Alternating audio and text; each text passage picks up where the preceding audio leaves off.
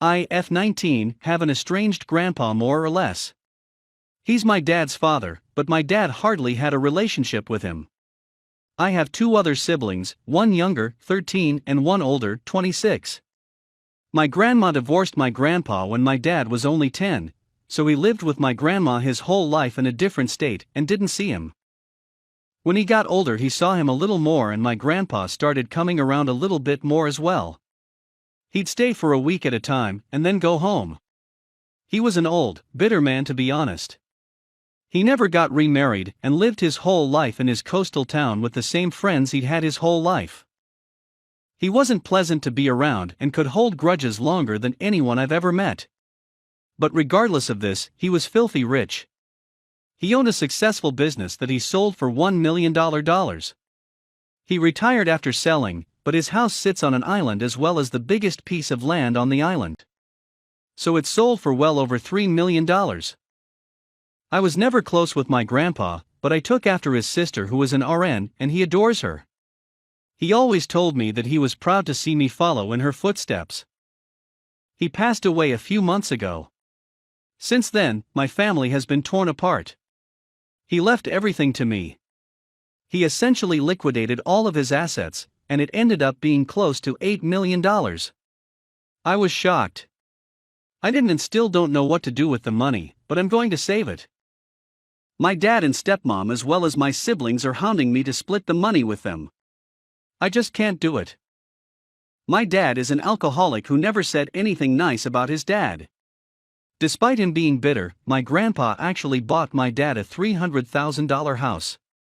My dad would 100% drink away any money given to him. As far as my siblings, my brother has full financial support from my grandma, as he is the favorite, and he's very wasteful and ungrateful. He never talks to me and always is very mean to me when he does. My little sister is the only person I've actually considered. She's very young, and that's really the only thing stopping me. Her mom is money-oriented and would take the money from her. So I'm waiting until she turns 18, and I offered to pay for her college. But now my family is telling me I'm unfair and the money doesn't belong to me, and I'm not deserving of it. That I'm too young and I'll waste it on cars and clothes. I don't agree, and now they're all threatening to cut me off and never speak to me, or even sue me if I don't give them all a chunk of the money. I don't know what to do, and I'm buckling under pressure here. I've already had 2 police officers out to my house because my dad is claiming I stole the money from him. Everything was through an attorney. I know I did nothing wrong legally. But morally? Idk. So AITA? We have reached the end of the first part of our story. Let's listen to some of the comments by our Reddit listeners. Comment 1. NTA, my God, these entitled people. If they want to cut you off for money that your grandpa willed to you, show them the door. Buy yourself a lovely home and move away from them, pay for your sister's college, and save the rest. Comment 2. NTA, considering the circumstances you mentioned. Lawyer TF up. If they're gonna sue you, you might as well be prepared to deal with the BA. Also, in terms of money, I highly recommend you invest. I don't want to tell you what to do, but you can turn that $8 million into generational wealth that can continue to provide for your family for decades to come. Comment 3. Your grandfather was by all accounts a complete AH. So now, you're claiming your NTA because you're doing as he wishes? Split it with your siblings and other grandchildren. Let his selfish favoritism die with him, don't extend that legacy. If you're absolutely convinced your family is worthless and will squander everything, put a large sum into a trust that pays out $1,250 per MO to each of your siblings and parents. This is the federal tax-free gift maximum, and will set them up to never be unable to afford food and rent so long as they do the bare minimum of work. Update. First off, thank you to everyone for the advice, links, etc. It was greatly appreciated. It's been almost a month since my post, so I figured I'd try to update and clarify a few things. 1. My family and I have tried reaching out to my father to get him help. He's declined. Giving him money or even bribing him with money to get help wouldn't work like some of you suggested. It's already been tested literally not even 3 months ago. 2. My brother is fully supported by my grandparents despite being almost 30, and they have never done anything close to that for me. Therefore, I didn't feel it was necessary to give my brother anything, as he had a very bad relationship with my grandpa, and only came around when he passed away. 3. My mother wasn't included in the story, because I didn't think it was necessary. She has worked 3 jobs her whole life to support my brother, and I because my dad was negligent and threatened her, so she never got child support. She's always supported us and provided for us, even though my dad has always made double the amount she has. 4. I didn't ask for his money. I didn't have any previous knowledge. I was even in the will. I was upset when he passed because we had always been a bit closer than him and the rest of my siblings/family. 5. My grandfather bought my dad a very nice house. He didn't have to, but he did. My dad never said thank you. He doesn't keep it clean and doesn't take care of it. Simply, he doesn't deserve the money after everything that's even given/done for him. With all of that being said, here's what I've chosen to do. I set up an account for my little sister with enough money for a 4 to 6 year degree, a car, and a down payment on a house. I donated a sum of it to charities, bought myself a new car, and put the rest of it away into CDs that I can't touch for another 4 years unless I pay fees to withdraw the money. I plan to renew these accounts every few years, or until I absolutely need it. Again, thank you to everyone. I was scared, lost, and overwhelmed. I couldn't have done this without all the support and advice I was given. I ignored my daughter after she ignored me her entire life because now she begs for money. I got pregnant with my daughter Emma at 18. I lived at home and was going to college and working. When I got pregnant, my parents kicked me out, and I had to move in with my ex. I dropped out of school and quit my job to take care of Emma, because my ex told me he would support me. When I was 22, he was 24, he graduated law school. He told me that I had to move out because he wanted to find a wife. My parents had forgiven me, so I moved in with them. We didn't have a court order, but we split custody pretty much 25-75, with me having more time. When Emma was 6, he married his now wife. She couldn't have any more kids and wanted Emma and her daughter to be sisters. Over the next 3 years, Emma spent less and less time with me. She'd throw a fit if I tried to pick her up. They gave her things I couldn't. When she was 8, she told me she hated me. I never blamed her for the lies her father put in her head, because even though I lived at home, I was in college and working and did my best to provide for her, but obviously they could do more.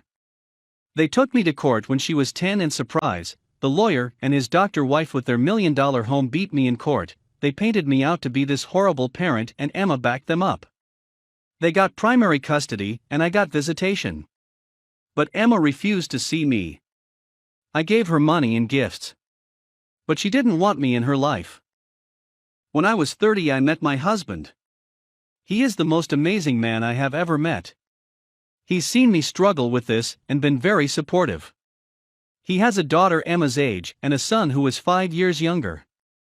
They lost their mom and were very welcoming and loving. They treated me like their mom. Emma made zero efforts to get to know my husband and step-kids. Emma and stepdaughter just graduated high school this past May, and my parents also recently passed and gave me their estate since I am an only child. I have decided to pay for my stepdaughter's entire college tuition, and buy her a car, pay for an apartment. Emma contacted me a week ago and told me she missed me and wanted to see me. This shocked me, seeing as we haven't talked in a year. We met up and she told me she heard my parents passed away and asked if she could have some money to pay for college. I was shocked and said, "Well, what about your dad and his wife?" She said, "My mom and dad want me to pay for this on my own to teach me responsibility, and I believe I am entitled to money seeing as you ruined my life." I was very hurt and told her, after years of ignoring me and telling me I am not your mother, you demand money from me, I am not your wallet. My husband is telling me what I did was right, but my ex is telling me I'm a piece of crap and I owe this to her. My stepdaughter felt bad and offered her college money, because my daughter and her friends have been harassing her. I said absolutely not, that it is your money.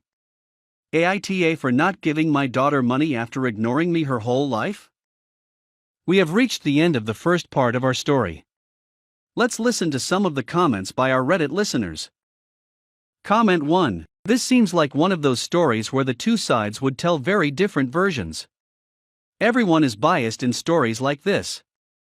I would be interested to hear how Emma described the scenario / her upbringing, for instance. But taken at face value, based on what's here in TA. Comment 2. Her daughter has a level of hate for her far beyond I couldn't afford to buy her fancy stuff. Her daughter straight up told her she'd ruined her life and threatened to file a harassment suit against her. That's definitely far beyond she's mad because I couldn't buy her nice stuff territory. OP is also being extremely vague and deflective on any and all details. It really sounds like OP found the one possible reason for her daughter's hatred of her that can paint her as the victim and is running with that story. I refused to attend an event with boyfriend without him paying me and he is totally pissed, but I know I'm right. I'm a woman in a career field which really doesn't care about appearances. My boyfriend is in a job where looks matter more, investment banking. He wears suits and has to present himself as more wealthy to look good at work. My boyfriend wanted me to come to some work events, dinners, or happy hours. But he said that it was something we'd need to dress up for. I offered to wear some nice dresses I have and he said that it was more than that. His co-workers' wives and girlfriends wore designer clothes and had professionally done hair and nails. And that it really was just what was needed to succeed in his workplace, so he considered it a professional expense. I said that made sense for himself, but I'm not responsible for his professional expenses. He agreed to pay for the clothes and salon appointments, and I also asked him to compensate me for my time getting presentable for those events. Additionally, if he wanted me to act a certain way during these events which was different from my usual behavior at a social event, it should be treated like work, I'd expect to be paid for my time. He thought that was unfair, saying that it was weird to charge my boyfriend to attend an event with him. I said that if I'm not attending as myself, but instead presenting an image for business development purposes, that's not socializing, that's labor. He agreed to that at the end, and we came up with a list of things I'd need to attend an event with him. Designer dress, designer heels, jewelry, hair done, nails done, makeup done, handbag. He picked out the dress, heels and bag, and he asked me to find salons to have my hair, nails, and makeup done. When I told him how much the cosmetics appointments and the time I spent on them cost, he was upset it was $700. And adding that to the clothes he bought and the time we'd be at the event, it was coming to almost $2,000. We went and I played the part, it was uneventful. Nobody paid me much attention. Felt like a bit of a waste, but whatevs. But afterwards, when I mentioned that I wanted to borrow his card to make an appointment to get the nails removed, since I needed them filed down by a professional before work, he got frustrated with me, saying that I was milking him for money and I was only with him for money. I told him that I make the same as he does. He got pissed and said that most girls know how to dress themselves and do their own makeup nicely, and I got so frustrated I said sarcastically, go date most girls then, I'm sure most girls would love being treated like a human dress-up doll. He got really mad about that and I feel frustrated too, like he expects me to do crap unpaid for his work. Like I would never ask him to do crap for my job, let alone do my job unpaid. AITA for wanting to be paid if my labor was going towards my boyfriend's career? Edit, because there are a lot of questions about why I thought it was justified to ask for compensation for my time. The hair and makeup and nails and tailoring appointments took about 10 hours. I had to take a full day off work, and since I am a consultant who bills hourly, I was losing a day's wages to perform tasks my boyfriend wanted to benefit his career. If I ever asked my boyfriend to lose wages at his job to perform tasks for my job, I'd think it would be fair to pay him for his work too. I'm always happy to attend social events and be polite, friendly, and talk to people and get to know them. For free. But this wasn't what he was asking of me, he wanted me to act. To not speak of my actual hobbies or career and to give the impression that I am a stay-at-home partner. To claim to ski. I have no idea how to ski. To only order classy drinks and none of the drinks I actually drink. That doesn't strike me as going to an event as a partner, that strikes me as going to an event as an actress or performer. Which is a whole job. Edit 2. I also find it very strange how feminine labor is undervalued. He said that he needed me to do something for him to support his career, because his bosses expected of me. If this was any other kind of work, it would be absurd to do it unpaid. Like if he said, hey, my boss needs a truck loaded, and everyone knows that's what the girlfriends do. Can you come by and load the truck? Also, you'll need to bring your own forklift. Absurd. If he asked me, hey, my boss heard you're an engineering consultant and wants you to evaluate this software architecture. And he expects it for free because that's what girlfriends are for. That's absurd. I'd be sending my rates. So why is it acceptable to say, hey, my workplace expects me to bring a woman to play a very specific role, you will need to do 10 hours of preparation tasks for free for the benefit of my career. And you should cover the cost of parts and labor? I wish that was considered equally absurd. But it's almost like women's work and hospitality is an undervalued form of labor? We have reached the end of the first part of our story. Let's listen to some of the comments by our Reddit listeners. Comment 1. What keeps you together? I just read about two people who are completely incompatible. OP reply. He's not like this outside of work. He honestly puts on a whole different personality when he has to go to work, which up till now, I really wasn't exposed to because we kept our professional lives separate. Thing is, he seems happy to have a work persona that is entirely different from his real personality. I'm not. My coworkers get the same me as my friends, minus a bit of the excessive cussing and gossip. My coworkers know I'm basically a teenage dirtbag in a 28-year-old woman's body, and I still get respect because I'm kind and competent. And I like working in an environment where I can show up with pink hair that I dyed in the bathroom the night before and all people will say is cool hair. I love how you always have something new and unique. I wasn't aware of how restrictive his company's workplace culture was, and how he has a whole different persona he has to put on and take off every day. Comment 2. NTA, but maybe charging him for the time you spent at the event was too much and somewhat absurd. Edit. I saw OP's update. Holy kebab, the audacity of the guy. As for the clothes, makeup etc., this costs a lot. He can't demand you spend money on something that's not necessary for you but for him. There's a difference between accompanying your so to an event sometimes and looking presentable, and being almost a dress-up doll. You nailed it. If he wants a girly girl, he should get one.